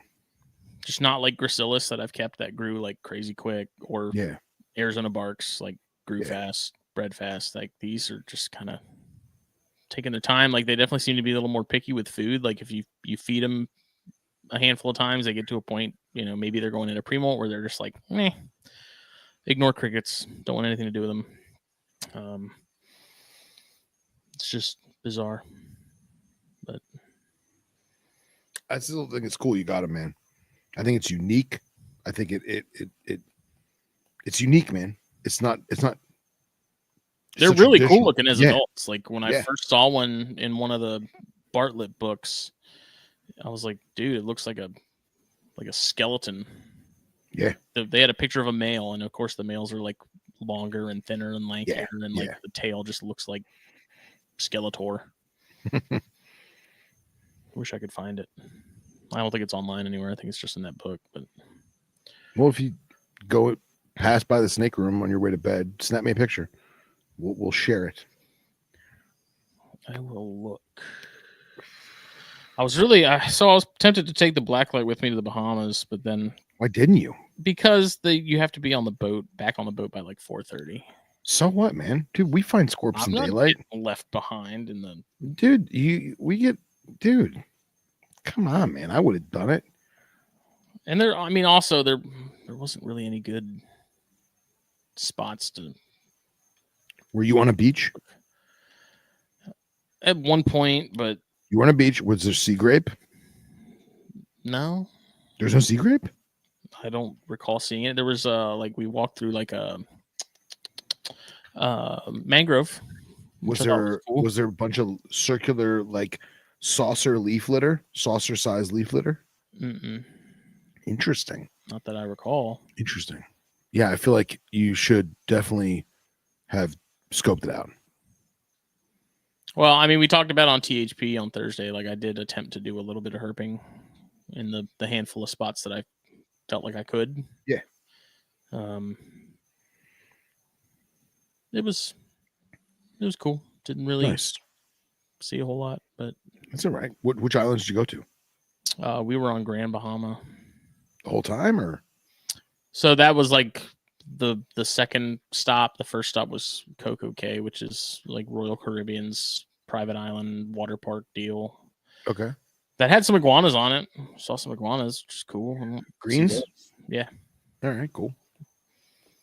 Just chilling in the middle. So there's like this giant communal pool, and of course they put like little islands of like some small trees and shrubbery and stuff for aesthetics, and was 2 iguanas hanging out in the middle of those. So like they would have had to swim through the pool to get onto those islands. Yeah. It was like they were just, you wouldn't have even seen them. Like somehow my dad spotted the first one, which was a small one, and the second one was a couple feet down from that one in another bush, and that was like a small adult. Still cool. You can kind of see what I'm talking about with this one. Oh yeah, that's an underground photo. Like the really thin, like weird lanky tail. Yeah. How old is that photo? Jeez. I don't know. Kind of pissed they had that and I didn't know about it. They're really common in their range.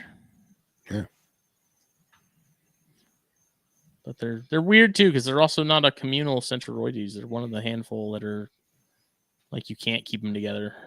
Yeah. I think you can keep pairs together, but it sounds like you don't really want to do anything beyond that. So. Yeah. That's cool as hell, man. That's a great looking bug. They're pretty neat. I was really hoping that I would be able to find a spot to find some reef geckos. I mean, that's like, yeah, if you had sea grape on the beach with like coral stone and coral rock, with sea grape leaf litter, dude, you'll find scorpions and you'll find reef geckos. Because I did do a pretty extensive scope out on INAT, a week or two beforehand, just to kind of see what I'd be looking at potentially. For sure. And then saw a Auber's amoeba, I think it was. It's pretty cool. Nice. And then I saw another one that I thought was a 6-line race runner, but that may have been another species of amoeba, because for the brief couple seconds that I saw it before it took off, I was like, it moved a lot like a race runner, and it looked a lot like a race runner, but it could have also been something else. Yeah. No corn snakes. There is a population of corn snakes on Grand Bahama. Oh, really? Yeah. Like native? Like living, on Grand Bahama. You go on INAT, dude. There's like multiple sightings of corn snakes. Really? Mm-hmm. Very interesting. Especially in one like particular, like in the downtown area. There's a nature center, but it's also got a handful of acres of land just sort of randomly in the middle, almost like the central park of Grand Bahama, I guess, of Freeport. Mm-hmm. But yeah, and there's a handful of observations on INAT of corn snakes, and there's some DORs and stuff. So interesting. Which made me laugh, because it was like, if I went and found one, like if I tried to take it back, like would customs be like, you can't take this with you? And I'm like, but it's native. Well, yeah, but you didn't import it. So therefore it could have all kinds of diseases, and you're going to kill off the eastern seaboard. That's the Half thought the people process. coming off those boats after I'm with you. debauchery And on now, the cruise and are more of a health risk to the general public than anything and else. you heard about the guy who tried to smuggle scorpions in his socks? No. So he tried to smuggle, I don't remember what country it was from. It was, I think, like Egypt to Germany, something along those lines. And he had pairs of scorpions in like in the socks. Like, you fold the sock into like a little ball. Well, he like strategically put pairs of scorpions in those sock balls. And then when they got to Germany, he's like, "Oh no, this was just they're just in my dirty laundry," trying to play it off. Noah's Ark style. And Weird. they're like, "No, they're pairs. And oh, by the way, in this state, they're illegal, so we have to confiscate them." Yeah. There was an article I shared in the Arachnids chat the other day that was about some two like Belgian teenagers got caught in, I think it was Tanzania. Yeah. With 5,000 ants. What? How? I don't know, but they tried to tell Tanzanian authorities, "Oh, we were just doing it for fun. We didn't know we couldn't." Okay, well, that's bullshit. You're doing 5,000 ants. You're just collecting 5,000 ants for fun. Like, yeah, it sounds like someone's trying to get YouTube famous. Yeah. Now, side note, just hopping on INAT because we're those people. Great Harbor Cay, which is like a small little, I don't want to say archipelago, but a small little group of essentially vegetated sandbars, if you want to call them islands, just south of Grand Bahama. There's two observations of would that be considered a hammock? Heteronebo, and I think it might be a hammock. Heteronebo, which is cool. I would love to see that in the wild. And then there's one scorpion observation on Grand Bahama. It's just outside of Freeport, or like in. I think that's the one that's a curly tail lizard, half in the shadow, half not, and they're like, it's a scorpion. Yeah, that's exactly it. It's totally a curly tail just hanging out. 1,000%. Ass hanging out in the sun. Yeah, and there's no people commenting. There's no nothing because it's a curly tail. Yeah. Which I will say, having seen a handful of those while we were there, I was like, that'd be a fun species to keep. Like, I forgot how chunky those things get. Like, they get to be a decent little size. I'm like, that'd be a fun little lizard to do a group of, man. There is one that's bigger than an adult leopard gecko in my pool filter. Like, not like in the mechanical pool pump section. Mm-hmm. And dude, I try to catch that sucker, and he is just so fast. But he's probably, realistically, he's longer than the length of my hand. He's at least that big, Yeah, their camouflage is good because we got off the thing in Freeport, and I just bought a Cuban from one of the shops there, and like something moved down by my feet, and I was like, "What was that?" And then I looked, I was like, "Jesus." Yeah. And the curly hairs, I don't know about, not curly hairs, the curly tails. I don't know about down there, but like where we were, some of those things were like peach pink. Oh yeah, those are Bahamian curly tails, and they have a varying assortment of colors, but they are so much uglier in Florida. Mm-hmm. And I don't know if it's because of salt in the air or if it's the bugs they're eating or something, but the same species I have in my yard is like gorgeous in the Bahamas. So I don't know. I saw some, I think it was Barcanoles too. Oh, that's cool. So not the browns. It's a much more sort of mottled looking. I tried to catch one. It was pretty quick. It shot up a tree before I could get my hands on it. Very cool. The now switching gears, you got some cigars down there? I got a cigar down there. Oh, you didn't bring nothing back? No. You're allowed to. I know. Should have. I don't really get that excited about Cubans. Yeah, but it's not necessarily Cubans. It's cigars that you don't normally see because it's a different country. I walked into the one shop and they had a humidor, and there was like a younger teenage-looking girl working there, and she didn't say a word to me while I was sitting there shopping. I got a Cohiba and then walked over to a shop sort of across the little walkway and started looking in their humidor, and immediately the guy's like, "Those are all real Cubans. Those are all real." I'm sure they are. I'm like, oh, like if you have to shove it down my throat like that. It probably aren't. Did what kind of cohiba did you get? Bahike? No, it was one of the Añejados, I think. Okay. I don't know. Foil band or no? Yeah, it was real. Like I counted the dots and did the check and everything before I bought it. And it was real after I smoked it. And I was like, okay, good. But there was a third shop I went into to get some water or something, and dude had some Esplendidos. It's almost not necessarily a Lancero, but like a longer, like a Lonsdale maybe. Okay. And he said they were like $15 a piece. And so like 4 o'clock, I'm sitting on the boat smoking the Cuban I bought, and you have to be back on the boat by 4:30. So I was like, let me go down there real quick and grab some of those. So nice. $15 is a good deal. Cool. And dropped my Cuban with like a third left to go grab more Cubans. Got down there and realized the gangway was closed. Like they don't let you off the boat, I guess. After a certain point, they only let you back on. Okay. So I was like, shit. But I sat there for like 45 minutes going like, I need to run down there and do it. Dude, I leave my Cuban that I had. You would have to, I would get that phone call, be like, AT&T collect call from, hey, Phil, it's Smitty. Would you like to accept the charges? Yes. Hey, man, I missed the boat. There's a ferry to West Palm Beach in an hour and a half. Can you pick me up? That would have been good. Yeah, I know. So, like, going back to cigars, like, I've had friends that went on cruises and came back and they're like, I brought you some Cubans. And usually within the first, like, 2 or 3 puffs, I'm like, buddy, yeah, they got you. They got you good. Yeah. How much was this? Like $30. Like, damn, they got you good, buddy. Yeah. Well, so the only time I have had, how do I phrase this? Okay.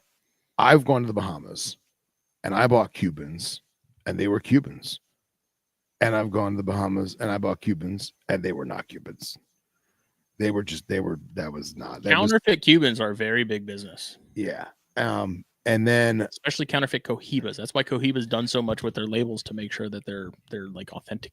Yeah. And then I've had 3 friends, one of which is my employer, who went to Cuba and brought me back cigars from Cuba, like stamped in their passport. They went to Cuba. And then I have one of the same friends. He is a alcohol distributor for the Caribbean, so he travels all over the Caribbean. So every time he go, he has like a condo in Curacao. So like, you know, anytime he stops in Wilhelmstad on his way to Venezuela, he'll grab me some Cubans, and like they're legit. So yeah. Yeah, and I'm sure like the $15 and $20 price tags that they had in those shops is like still 100% tourist prices. And I'm sure you can, if there was a more tucked away like local spot, I'm sure you can get them cheaper. But yeah, I mean, I don't know. It's almost a given. You're going to pay $20 no matter what for a Cuban, if it's fake or not. Yeah. But I was telling, we were talking about in the bigger group chat, you know, like Cubans are good, and like their tobacco is definitely unique as far as flavors go and stuff. Like unfortunately their rolling is fairly subpar. You just get a box and about 50% of that box is going to smoke great. The other 50% is going to be an absolute dumpster fire. I don't know. They're just not all that. They're good. It's not the end all be all. I think a lot of the hype is just because they're not easily attainable. Right. But you also have to realize how good we have it here in the States, because the markets are completely different from the rest of the world. So like your Dominican, Nicaraguan, Honduran tobacco cigars like are going to be what Cubans are to the rest of the world, for them, like not necessarily to that extreme, but like they're going to be more expensive. They're going to be harder to find. Like outside of the US, most of the cigar market is going to be Cubans from Cuba. Yeah.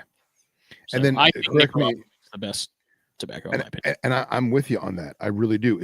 And correct me if I'm wrong, but over the past, say, 10 years, especially with the beard not being with us anymore, Cuba has had the opportunity to get some outcrossing of plants to really make their old lines that are not good lines anymore. And they almost have to freshen up. Yeah, well, but they couldn't. They weren't allowed to. Well, I mean, like it gets to a point to where if you can, you really right. don't So have these a choice. guys, It's such a big part of their economy, I'm sure. Yeah. That they can't really afford not to. Yeah. But like before the beard passed away, guys were smuggling in seeds from, you know, their cousin would take a boat from Dominican Republic or whatever, or they would, smuggle them in on a missionary's flight from Ecuador because they bought, Nicaraguan seeds and brought them to Ecuador and flew out it from there with a bunch of nuns. Who knows? Tobacco seeds would not be hard to hide either. They're tiny. Yeah. Talking like, the little fish pellets for like betas. Yeah, like poppy seeds. Yeah. Yeah, like poppy seeds. Teeny tiny. Like on your bagel.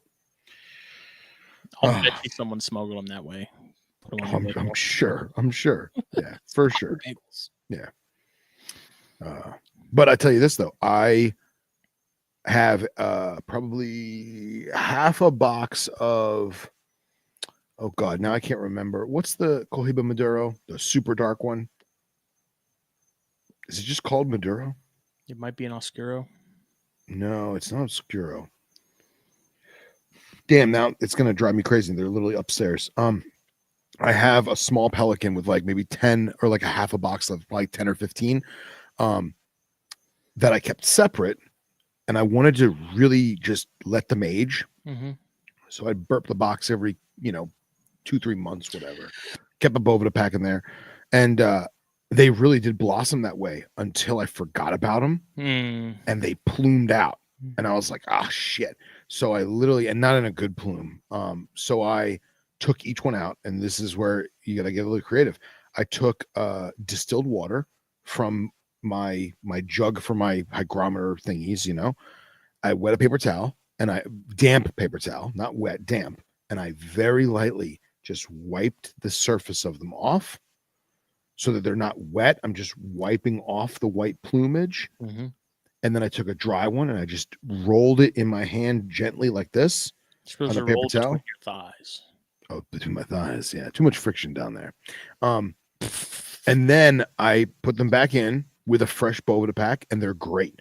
But I found that because of the inconsistency in the roll, you got to let them, honestly, ferment for a little while, especially those dark, oily leaves. So I feel like anybody who likes a Maduro, if you wind up getting some Cuban Maduros, I would sit on them for like a year, just to let them veg, But man, that's really going to drive me crazy. Let me open up my cigar scanner and find out what the hell that name is. And it's not like if someone was like, hey, do you want a Cuban? That I'd be like, hell no. Like, I'll smoke it. Right. I'm not going to turn it down. It's just not like there's some guys, especially when people get into cigars, they're like, they under the impression that Cubans are just this like unicorn level magical experience. And it's media has made it all hyped up. Movies have made it hyped up, All right. And I was in the group chat, I was saying like most people that are like very casual smokers and don't smoke cigars that much, you're probably not even going to notice that much of a difference, honestly, flavor wise. Sure. If you smoke a lot, then it's usually pretty obvious right up front, because I think Cubans have a really strong like honey flavor to them. Yeah, I'll go with that. Yeah, that's the only thing I can think of anytime I smoke one is just like honey. Yeah, I'll which is unique. Go with that. There's some on the U.S. market that do come close, but they're just they're not quite it. You know what else I really enjoyed too? That is a sleeper in my opinion of Cubans was St. Louis Ray. Let me see if I can get you a band picture. I'm going through my cigar scanner. Anybody who wants to get into cigars and you have trouble remembering what you've had, what you liked, what you didn't like, downloads my cigar scanner. It is free. It is amazing. As long as you've got Wi-Fi, you're in business, but it lets you catalog everything. Of course, now it's not going to let me show you the picture of it. What the hell? Yeah, St. Louis Ray in Cuba, a phenomenal stick. Where the hell is this? That's regular. That's the Beike. That's a regular Cohiba. Hoyo de Monterrey. That was a great Cuban cigar. I forgot about that one. Damn, I don't have. Yeah. Look at that band. That's one of my favorite Cubans. Mm-hmm. That's a great band. It's just classic, man. Just feel like, 1950s Cuba,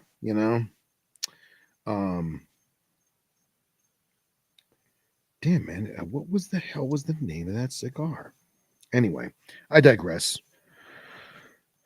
It's at the 2-hour mark. Smitty, would you like to take us out? This episode, as always, brought to you by blackboxcages.com. Use the code THN25 at checkout. Get a little discount. Save you more. Pick up. No freight. No shipping. Just go get it yourself. Take it home and love it forever. And it'll love you back. And then you go to Full Visa Apparel. Get yourself a shirt, hat, mug, hoodie. What else do I have on there? I think that's it. Use the code THN to check out there as well. Get 15% off your order. That is the exclusive promo code for THN listeners and viewers like you. And cold-blooded caffeine. Best coffee around. Code for that one is SMOKE. We are going to be back for Arachnids on Thursday. Flippin' 10 is supposed to be happening this week as well, so stay tuned for those. And we'll see everybody later. Bye.